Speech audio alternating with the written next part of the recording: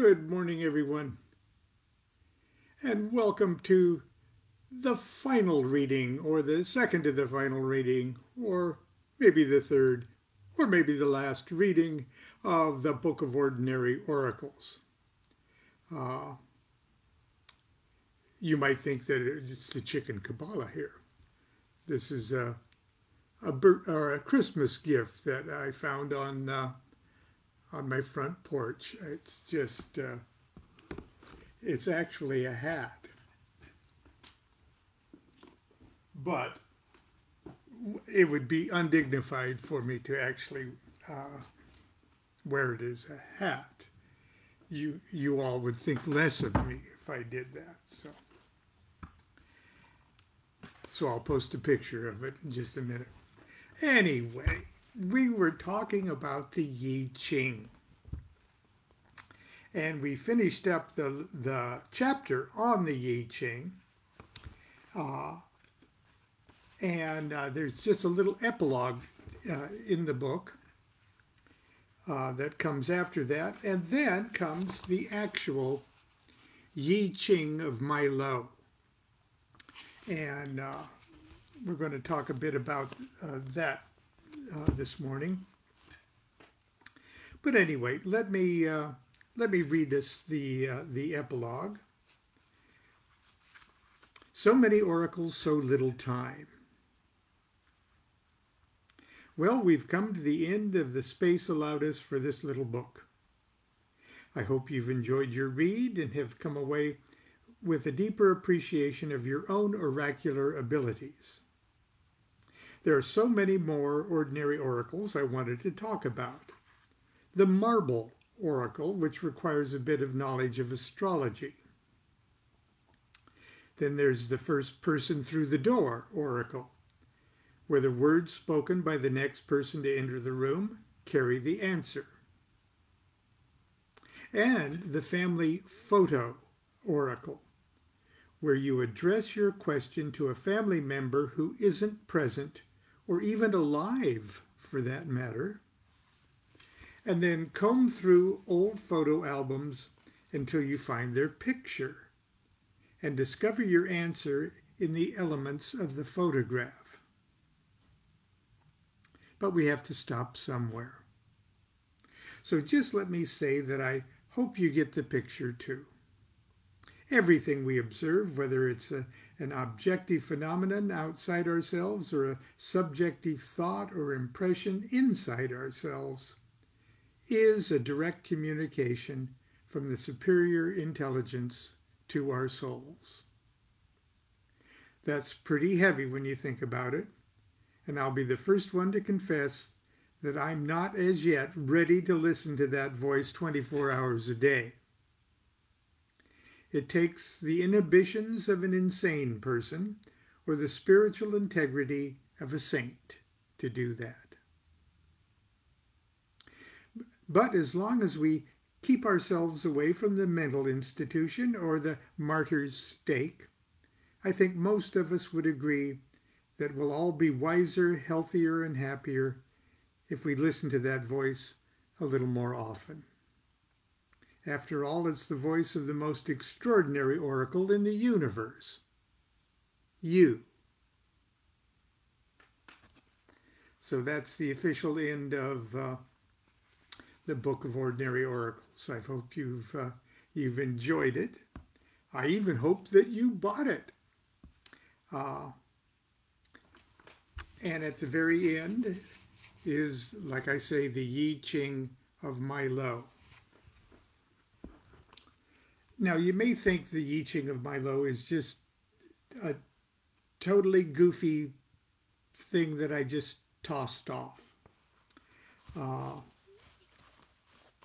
And maybe in one way it is. But in another way, it's very serious and very real. And if you've had the Book of Ordinary Oracles for some time and you've seriously used the I Ching of Milo, you've discovered, well, perhaps you've discovered the beauty of it. Here's what I did. Okay, for many years, uh, I used. I first started using the Blofeld edition of the I Ching. Then shortly after, within a year, I started using the Wilhelm Baines edition of the I Ching. It comes in various sections. Uh, the first main section is pretty much the straight I Ching, and the back section is the commentaries on each of the lines and such. And then the middle is a very scholarly uh, text concerning the trigrams, uh, assigning them to the different quarters and elements and things like that. And it's a very scholarly text. But the oracle itself, the text itself, is in the book 1. And to give you an example, and over the years, okay, over almost 50 years of using this, I've gotten all of the hexagrams and answers. Okay, I don't think there's one that I've missed. And many of the moving lines were part of that, my answers to part of that process. So I have a catalog of my own answers and how I interpreted those answers to a great deal of what's possible to be received from the I Ching. Not that I did it wisely, or not that I listened to my own common sense, but I did, and I do have a familiarity with how the I Ching behaves. And so what I've done was I took each of the 64 hexagrams, and there's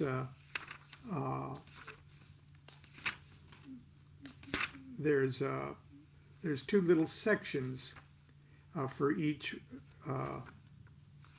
hexagram: the judgment and the image. For instance, in the Wilhelm Baines, the judgment for the first hexagram, which is called the creative. This is just 6 unbroken lines, one on top of the other. And it's called the creative. The title is Qian, and I have no idea how it's really pronounced in Chinese. But the judgment for number 1, the creative, is: the creative work's sublime success, furthering through perseverance. It's a very, very simple answer.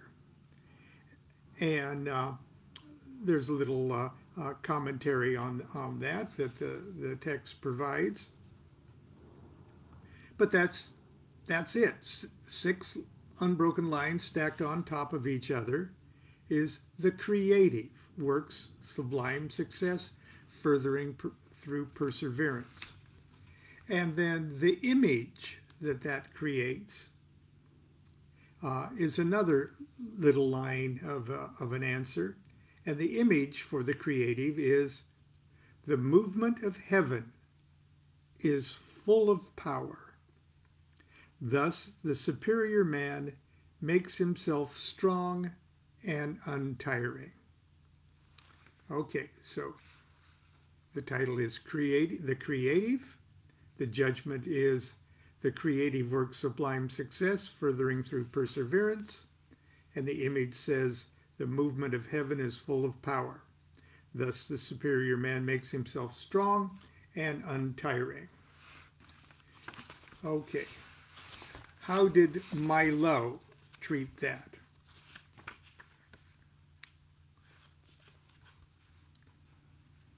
I put both the image, or the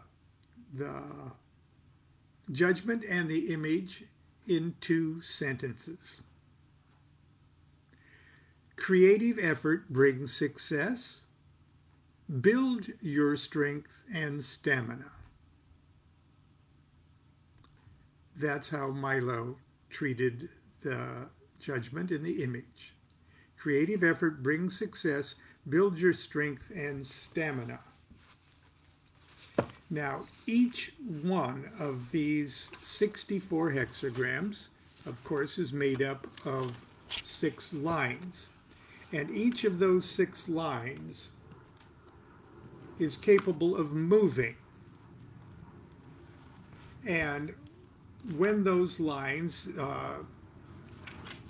move, they have a little oracular message of their own.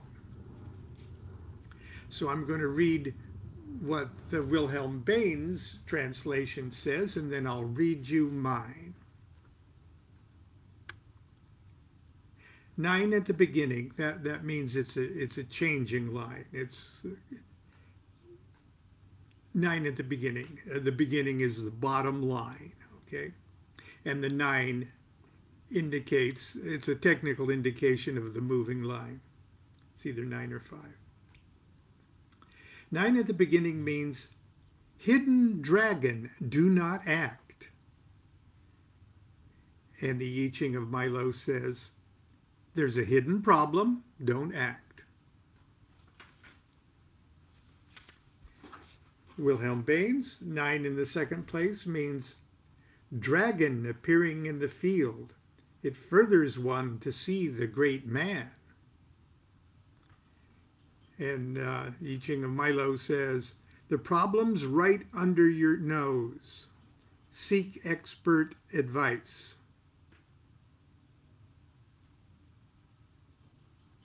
The dragon appearing in the field, it furthers one to see the great man. The problem's right under your nose. Seek expert advice. 9 in the third place, Wilhelm Baines. All day long, the superior man is creatively active. At nightfall, his mind is still beset with cares. Danger, no blame. And Milo says, create all day, worry all night. Things will eventually work out. 9 in the fourth place, according to Wilhelm Baines, moving line in the fourth place. Wavering flight over depths, no blame. And Milo says, you'll make it, but whatever you do, don't look down.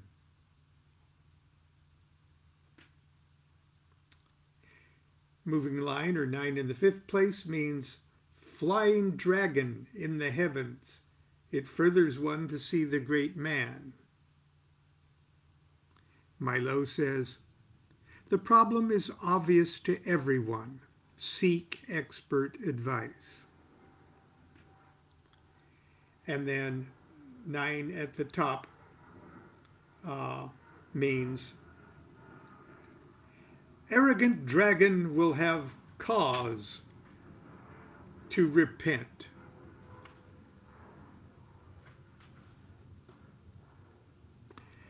There's a hidden problem. Excuse me. They'll be sorry they messed with you.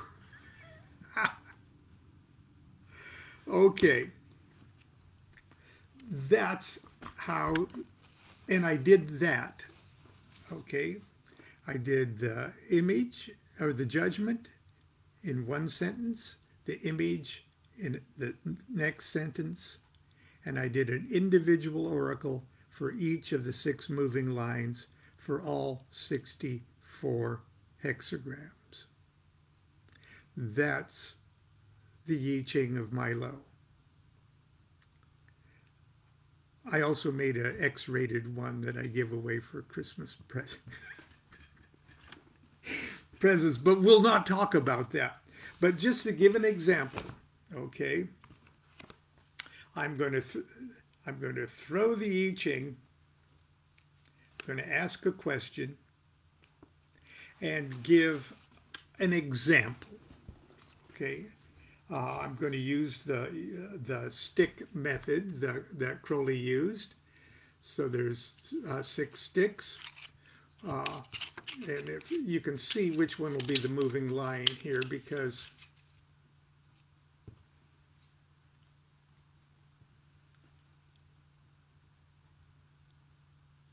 one of the ends is painted black. The top one there is painted black. See the end? You can see the grain of wood, but that one's painted black. That'll be our moving line. So I'm going to say, I'm going to close my eyes and shuffle. Ganesh, Ganesh, Ganesh, Ganesh, Ganesh, Ganesh, Ganesh.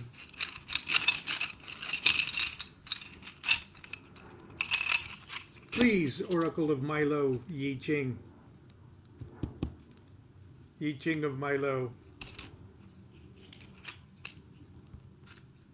Give my morning Facebook friends a wonderful example of how the Yi Ching of Milo works. Why don't we just ask, is this a bona fide oracle?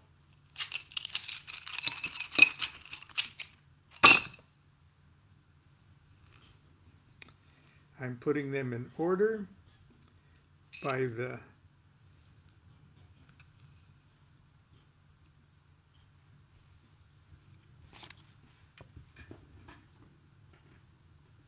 I'm missing one. Oh, there it is. It's all the way at the top. And it's the moving line.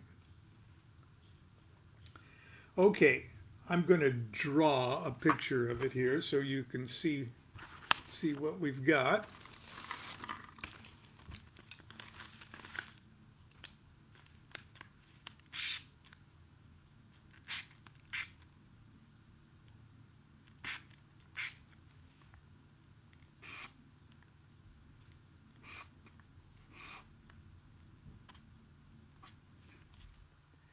Okay, that's the hexagram that fell. See the lower trigram and the upper trigram, and see that the upper trigram is moving. That means it's going to change into its opposite. So that's the one that's going to change into a yang, like that. So I'm going to look it up in the little chart at the very back. So right now the top hexagram will be that one, and the bottom or the top trigram is that one. And the bottom trigram is, we look at along the side here, bottom trigram is, let's see, that one. So that's hexagram 25. Is this a bona fide oracle?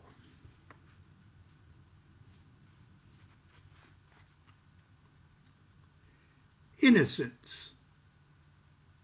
Number 25, innocence, the unexpected. Nature has made you good. Correct behavior is just being able to act naturally. Act unnaturally, and you'll find yourself in deep doo-doo.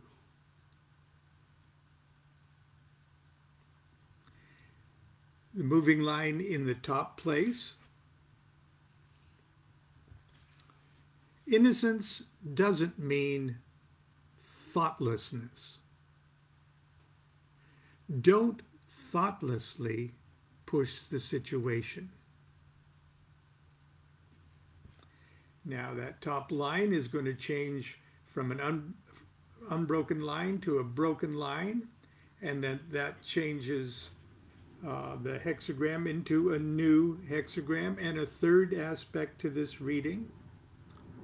And so that one would be, it changes to 17.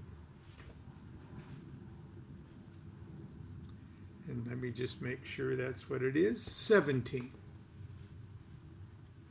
Following. To prepare to rule, first learn to serve.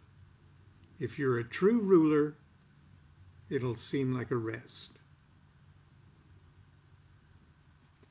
Well, our question was, is this a bona fide oracle?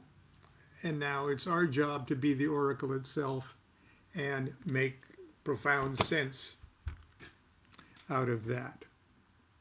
So here's what we did. We threw the sticks. We read the image, the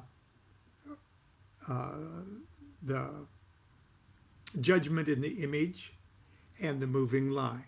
That changed it to a new hexagram, and we read the judgment in the line for that. We don't read any of the moving lines for the second hexagram. So if you're not confused, congratulations. Anyway, it's just much easier to do than not to do. So I think one example is enough for that. Tomorrow, if it seems like you'd like to do this again, we can do it one more time. And perhaps I'll show you the Yarrow-Stock method, and we'll do one more tomorrow. And then we'll move on to another book. Any suggestions? Please feel free to leave it in a comment. Okay. Continue to be good to yourself and be good to each other. Stay safe, everyone. We're getting ready for a brand new year. Perhaps we'll do an oracle for the new year. Right now, I have to get ready for a telephone tarot reading. I do that, and I do that quite often toward the end of the year. That's when business is really good. Okay. Do what thou wilt shall be the whole of the law. Love is the law, love under will. See you tomorrow.